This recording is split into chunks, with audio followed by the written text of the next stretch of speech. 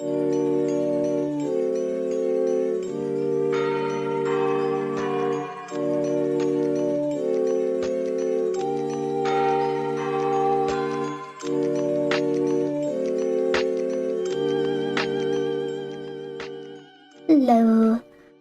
Recently I debuted a new VTuber model for Halloween, streamed it over my Twitch.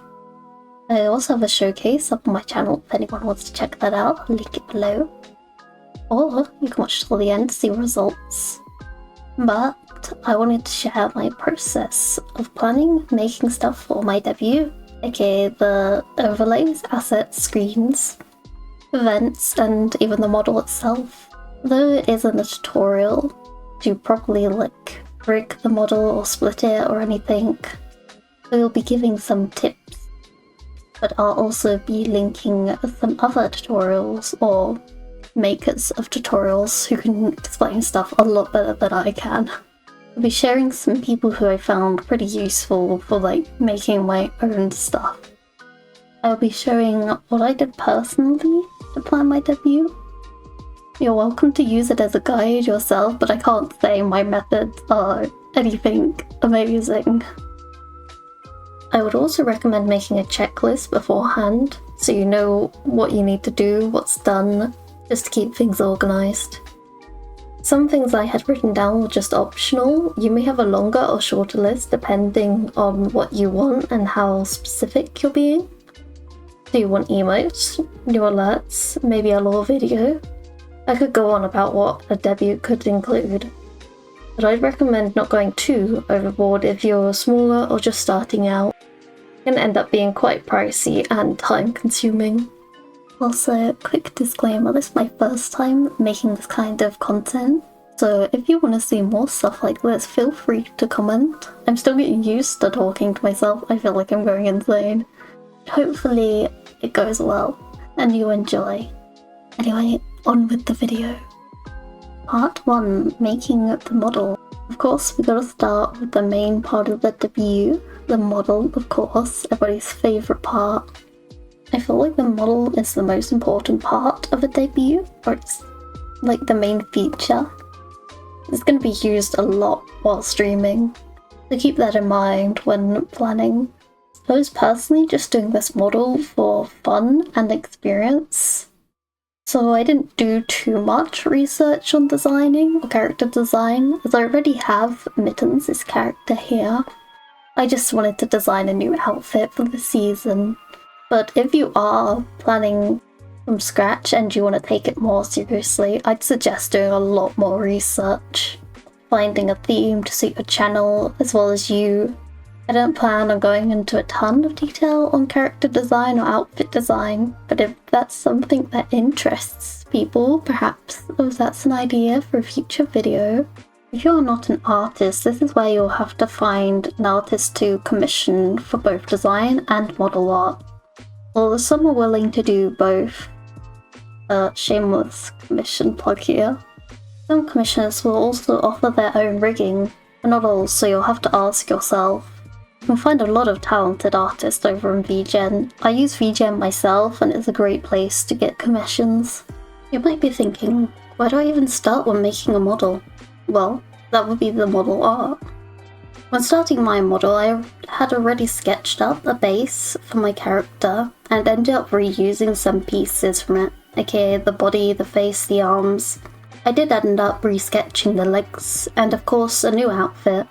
Although it is for the most part symmetrical, I decided I wanted to have the legs in front of one another to kind of make it look like she was walking.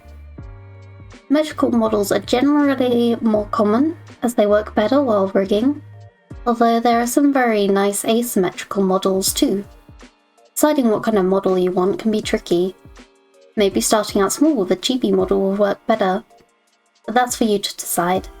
Next, you start thinking about how you want to split the model. Splitting is probably the most time-consuming part of making a model, and deciding how much you want to split a model can be so overwhelming. When splitting, you have to think about how complex and detailed you want it to be, how much you want to move on the model. This includes shading, lines, lighting. Having these splits can add a lot of options to rigging, If you plan on having something more complex, there are some areas where I'd say it's mandatory to split lines and shading, as being on the face. The face is what holds all the expressions and tracking. The more it is split, the more you can work with. Keeping this in mind, I also recommend not overdoing it, especially if you are inexperienced or can't afford high quality rigging, as a lot of the times all the layers will be put into one deformer, and oversplitting it's more of a hassle than a help. Also, please name the layers correctly. Live2D does not name layers with spaces in them, so remove the spaces or add some underscores. Be nice to your riggers, or your future self if you plan on doing it. If you're struggling with splitting, I found Hiyori Momose's video on splitting models quite useful. I'd check that out if you want a more in-depth explanation, or Corina V also has video on splitting models. Rigging is used to make your model move and to animate the art. This is normally done in Live2D, or at least that's the most well-known one, and you'll find it has the most resources and tutorials accessible. There is so much that goes into rigging a model. I don't think it's possible to go over it in just one video, but there are plenty of channels that make tutorials just for rigging. Some I watch are Hiyori Momose, Cutie Dragon, Chapako, but there are so many other talented riggers who also share their knowledge online. Like with the art, the face is considered the most important part of a model. Not to say the body doesn't need any effort put in. It's just that most VTubers will only be streaming with the upper half showing. Expressive models are always fun to look at. They bring so much life to the art and the streams. Models will require a camera to do your face tracking with. This is important to keep in mind before starting the rigging. If you're only using a webcam, this may mean your facial expressions might not be picked up as much, so it can be a little bit trickier to make a model as expressive. Whereas if you use an iPhone or VBridger, you'll be able to have a lot more movement transferred onto your model. I haven't used VBridger personally, but sometimes I'd love to give it a try. I've seen some amazing work done with it. Keep in mind you also have the option for toggles on your model too. So even if your camera isn't tracking something like cheeks, you can always have a cheek pout toggle. Next up is importing your model into VtubeStudio. You might think this is a simple step, but you'd be wrong. Well, it's easier than the first two steps, but it still needs to be considered. A lot will probably just skip over the steps of messing around with physics in VtubeStudio and configuring inputs to output settings. These affect the model a lot more than you may think. You'll also need to set up your toggles in here, along with idle animations and such. There is also settings for things like frame rate, tracking settings, sensitivity on movement, and so much more. VtubeStudio also has effects. These are very fun to play with, but not essential. It even has a setting that can add a lighting filter to your model based on what window you have open. This can be really cool for games that have dark environments and can make your model feel like they are in the game. I personally love using this. There are also options for customizing model. This gives you the option to remove, alter, or recolor meshes. This can be fun to mess with. Maybe you want to make a toggle where your character has different hair, or even goes bald. Plugins. VtubeStudio also allows some plugins. There are a lot, so I won't list them all, but here are a few that I use. Spout2. Spout2 is a plugin you can use to capture your model into OBS. This helps with things like frame rate and making sure it isn't too harsh on your CPU. Also stops OBS from capturing settings in VtubeStudio, which is pretty useful. Spout allows transparency in capture too, though VtubeStudio does have this feature already. Kbonk. This is a plugin that allows chat to throw items at your model. This is free and works really nice. You can also import your own PNGs to be thrown. It's super simple to set up and a fun way to interact with your chat. Mixup is another software that is good for making channel redeems. When added as a plugin, it allows people to redeem toggles that you have set up. There are a lot of other plugins too, but I don't think I would be able to list them all. Putting it into OBS. This bit is pretty simple. If you're using Spout2 and have it set up properly, your OBS should show an option for this capture. Or if you're not using it, you can import VtubeStudio as a game capture. Just make sure to click Allow Transparency. For the most part, you are done with your model from here. You may have to mess around with bits before it's perfect though. My chat and raid alerts, I use Stream Elements. It's super easy to use and has a guide on their website. I choose to split my layers into separate sources so I could move them around in my OBS. They can also just all be in one overlay. I also use sound alerts, which I also had to add as a browser source. Mix It Up will also need to be imported along with Kbonk and any other plugins you have. Overlays, this is where things like your chat and alerts will go. Some people make art go around the borders of your screen, and as pretty and as tempting as these are, I had to resist. My reason being I felt like they were taking up too much space on my screen and I was struggling to make clips with them in the way. Without it I have more space to show my games or art, but this is just a personal preference. Backgrounds and screens. This kind of links up with overlays as you need to plan out the scenes for these two. Depending on what kind of streams you plan to do, you may need more or less. Say if you only plan on doing art, you may only need one scene for drawing.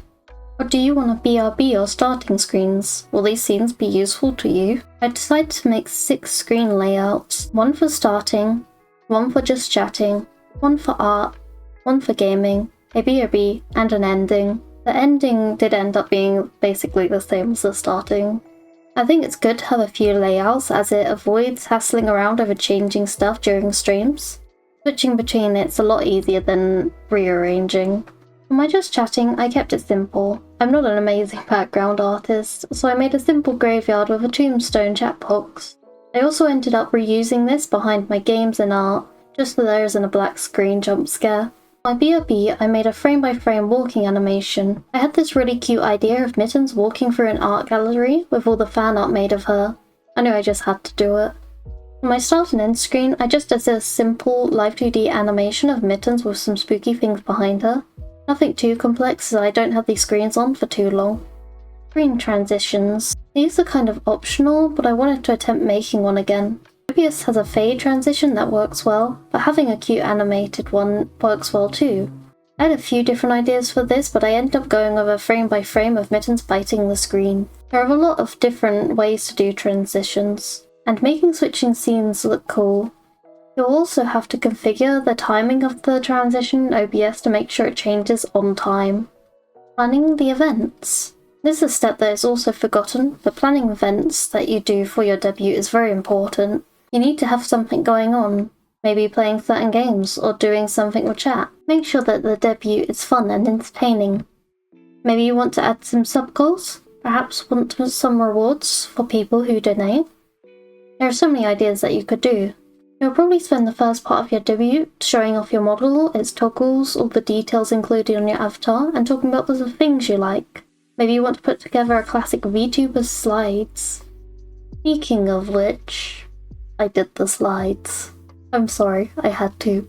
It's again a very optional thing to do on a debut, but it's also very common. I feel like these slides help the viewers to get an idea of who you are and what you do. Even if it isn't your first stream, you could be good to reintroduce new people. In my slides, I also wanted to talk about the events and goals I had planned for the month. Having the slides helped me to remember what I wanted to say and talk about during my debut.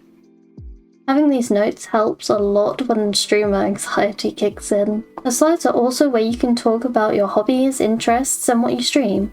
You can also choose to credit your artists here too. Making promotional videos and posts. Another step I feel can be missed out a lot. Of course, you've got to find a way to get the word out about your new model and debut. Make sure this is eye-catching and has all the info needed to find out where and when to watch your streams.